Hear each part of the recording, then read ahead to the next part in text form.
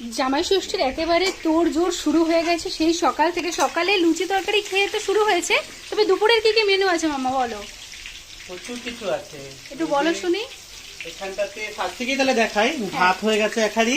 হ্যাঁ, এখানটাতে হচ্ছে মাছের মাথা দিয়ে ঘন করে মুগের ডাল, কাতলা মাছের মাথা দিয়ে।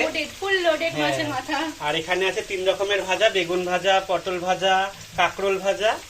আর এখানটাতে চলছে হচ্ছে চিংড়ি মাছের মালাইকারি হবে, যে তার মশলা রেডি করে মাছটা ভাজা হচ্ছে। এটার মধ্যে কি কি রয়েছে মশলাতে? এখানে আছে পোস্ত, সরষে, বেশিরভাগটা পোস্ত, অল্প সরষে আর একটা গোটা নারকেল আর কিছুটা লঙ্কা দিয়ে পেস্ট করে রাখা আছে। এই যে মটনের এখানটাতে আলু ভাজা চলছে, আর এখানটাতে আছে হচ্ছে মটনটা মেখে রাখা আছে, ম্যারিনেট করে রেখেছি।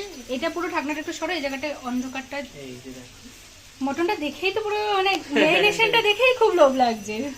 রান্নাটাও খুবই ভালো হবে। আর আবার কিছু দেখাবো পুরোটা সম্পূর্ণ রান্না হওয়ার পর।